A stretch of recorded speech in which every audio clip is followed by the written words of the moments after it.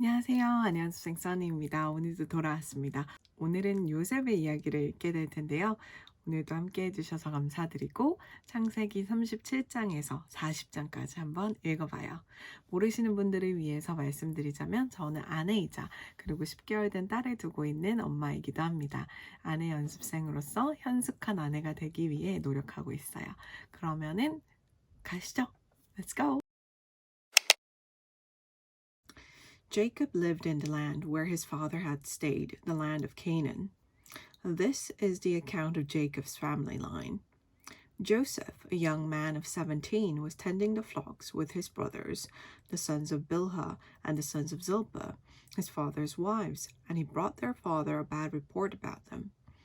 Now Israel loved Joseph more than any of his other sons, because he had been born to him in his old age, and he made an ornate robe for him.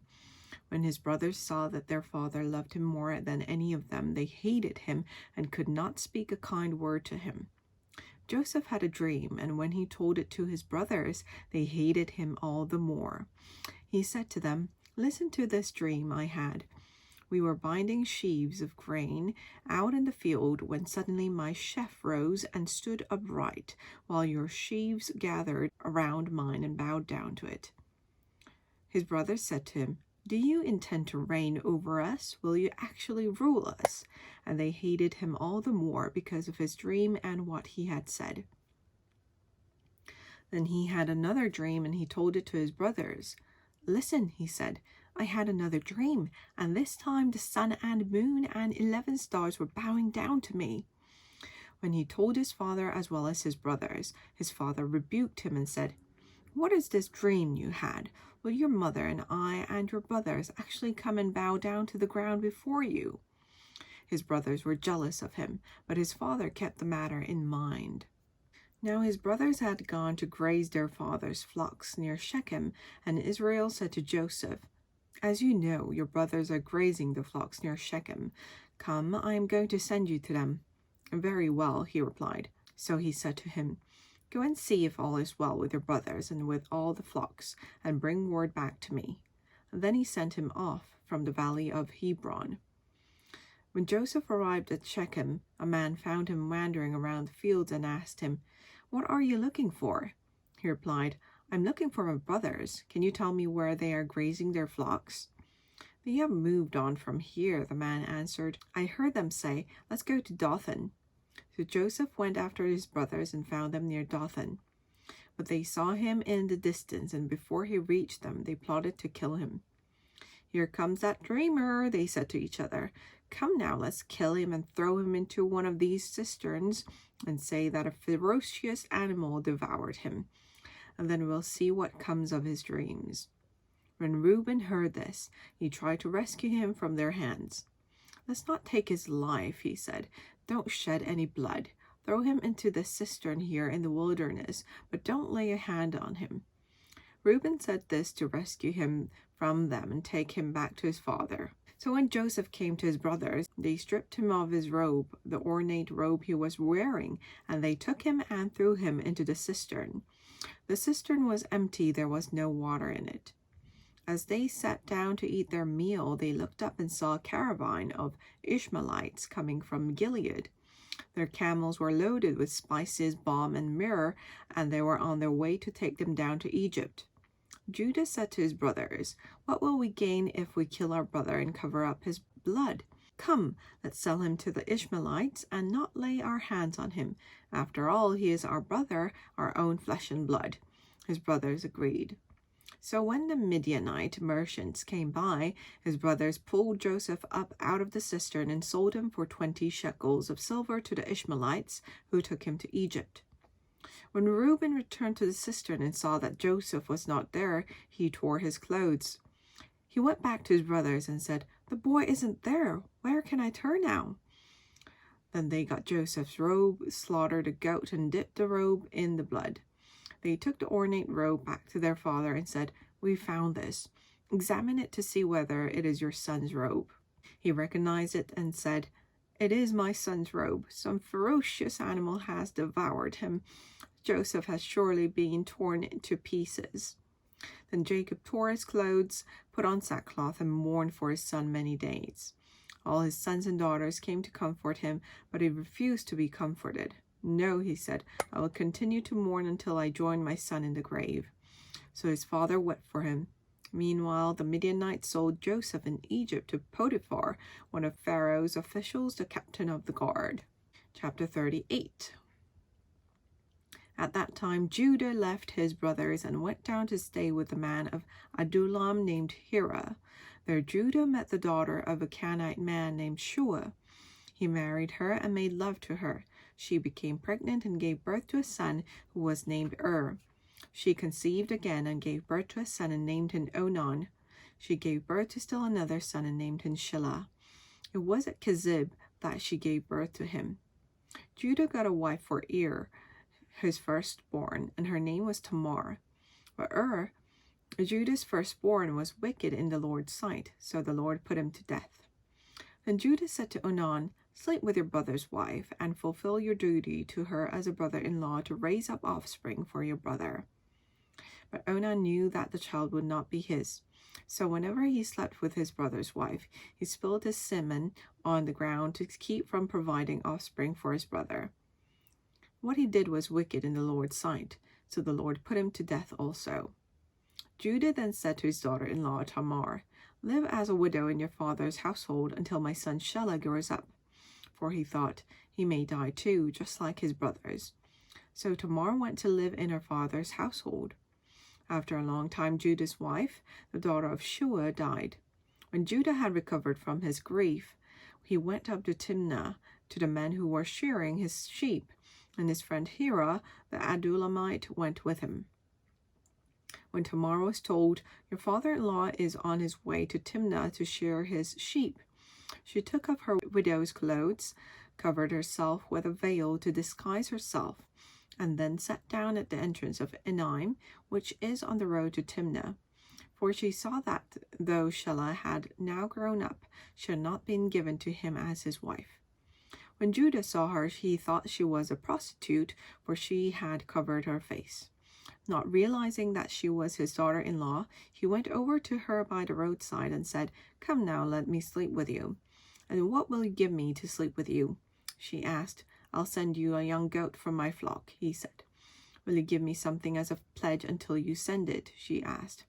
He said, What pledge should I give you? Your seal and its cord, and the staff in your hand, she answered. So he gave them to her and slept with her, and she became pregnant by him. After she left, she took off her veil and put on her widow's clothes again. Meanwhile, Judah sent the young goat by his friend, the Adullamite, in order to get his pledge back from the woman, but he did not find her. He asked the men who lived there, Where is the shrine prostitute who was beside the road at Enaim? There hasn't been any shrine prostitute here, they said. So he went back to Judah and said, I didn't find her. Besides, the men who lived there said, There hasn't been any shrine prostitute here. Then Judah said, Let her keep what she has, or we will become a laughingstock. After all, I did send her this young goat, but you didn't find her. About 3 months later, Judah was told, Your daughter-in-law, Tamar, is guilty of prostitution, and as a result, she is now pregnant. Judah said, Bring her out and have her burned to death. As she was being brought out, she sent a message to her father-in-law. I am pregnant by the man who owns these, she said, and she added, See if you recognize whose seal and cord and staff these are. Judah recognized them and said, She is more righteous than I, since I wouldn't give her to my son Shelah. And he did not sleep with her again. When the time came for her to give birth, there were twin boys in her womb. As she was giving birth, one of them put out his hand. So the midwife took a scarlet thread and tied it on his wrist and said, This one came out first. But when he drew back his hand, his brother came out, and she said, So this is how you have broken out. And he was named Perez. Then his brother, who had the scarlet thread on his wrist, came out, and he was named Zerah. Chapter 39. Now Joseph had been taken down to Egypt. Potiphar, an Egyptian who was one of Pharaoh's officials, the captain of the guard, bought him from the Ishmaelites who had taken him there. The Lord was with Joseph, so that he prospered, and he lived in the house of his Egyptian master. When his master saw that the Lord was with him and that the Lord gave him success in everything he did, Joseph found favor in his eyes and became his attendant. Potiphar put him in charge of his household, and he entrusted to his care everything he owned. From the time he put him in charge of his household and of all that he owned, the Lord blessed the household of the Egyptian because of Joseph. The blessing of the Lord was on everything Potiphar had, both in the house and in the field. So Potiphar left everything he had in Joseph's care. With Joseph in charge, he did not concern himself with anything except the food he ate. Now Joseph was well built and handsome, and after a while his master's wife took notice of Joseph and said, "Come to bed with me." But he refused. "With me in charge," he told her, "my master does not concern himself with anything in the house. Everything he owns he has entrusted to my care. No one is greater in this house than I am. My master has withheld nothing from me except you, because you're his wife. How then could I do such a wicked thing and sin against God?" And though she spoke to Joseph day after day, he refused to go to bed with her or even be with her. One day he went into the house to attend his duties, and none of the household servants was inside. She caught him by his cloak and said, "Come to bed with me." But he left his cloak in her hand and ran out of the house. When she saw that he had left his cloak in her hand and had run out of the house, she called her household servants. "Look," she said to them, "this Hebrew has been brought us to make sport of us. He came in here to sleep with me, but I screamed. When he heard me scream for help, he left his cloak beside me and ran out of the house." She kept his cloak beside her until his master came home. Then she told him this story. "That Hebrew slave you brought us came to me to make sport of me. But as soon as I screamed for help, he left his cloak beside me and ran out of the house." When his master heard the story, his wife told him, saying, "This is how your slave treated me." He burned with anger. Joseph's master took him and put him in prison, the place where the king's prisoners were confined. But while Joseph was there in the prison, the Lord was with him. He showed him kindness and granted him favor in the eyes of the prison warden. So the warden put Joseph in charge of all those held in the prison, and he was made responsible for all that was done there. The warden paid no attention to anything under Joseph's care, because the Lord was with Joseph and gave him success in whatever he did. Chapter 40. Sometime later, the cupbearer and the baker of the king of Egypt offended their master, the king of Egypt. Pharaoh was angry with his two officials, the chief cupbearer and the chief baker, and put them in custody in the house of the captain of the guard, in the same prison where Joseph was confined. The captain of the guard assigned them to Joseph, and he attended them. After they had been in custody for some time, each of the two men, the cupbearer and the baker of the king of Egypt, who were being held in prison, had a dream the same night, and each dream had a meaning of its own. When Joseph came to them the next morning, he saw that they were dejected. So he asked Pharaoh's officials who were in custody with him in his master's house, "Why do you look so sad today?" "We both had dreams," they answered, "but there is no one to interpret them." Then Joseph said to them, "Do not interpretations belong to God? Tell me your dreams." So the chief cupbearer told Joseph his dream. He said to him, "In my dream I saw a vine in front of me, and on the vine were 3 branches. As soon as it budded, it blossomed, and its clusters ripened into grapes. Pharaoh's cup was in my hand, and I took the grapes, squeezed them into Pharaoh's cup, and put the cup in his hand." "This is what it means," Joseph said to him. "The 3 branches are 3 days. Within 3 days Pharaoh will lift up your head and restore you to your position, and you will put Pharaoh's cup in his hand, just as you used to do when you were his cupbearer. But when all goes well with you, remember me and show me kindness. Mention me to Pharaoh and get me out of this prison. I was forcibly carried off from the land of the Hebrews, and even here I have done nothing to deserve being put in a dungeon." When the chief baker saw that Joseph had given a favorable interpretation, he said to Joseph, "I too had a dream.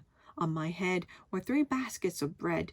In the top basket were all kinds of baked goods for Pharaoh, but the birds were eating them out of the basket on my head." "This is what it means," Joseph said. "The 3 baskets are 3 days. Within 3 days Pharaoh will lift off your head and impale your body on a pole, and the birds will eat away your flesh. Now the third day was Pharaoh's birthday, and he gave a feast for all his officials. He lifted up the heads of the chief cupbearer and the chief baker in the presence of his officials. He restored the chief cupbearer to his position so that he once again put the cup into Pharaoh's hand. But he impaled the chief baker, just as Joseph had said to them in his interpretation. The chief cupbearer, however, did not remember Joseph. He forgot him. Amen. 네, 점점 더 이야기가 흥미진진해지고 있죠? 요즘 근처에 가면 벚꽃이 만개하고 너무나 날씨가 좋아요. 봄을 정말 행복하게 보내시길 바래요. 그럼 내일 만나요. 안녕!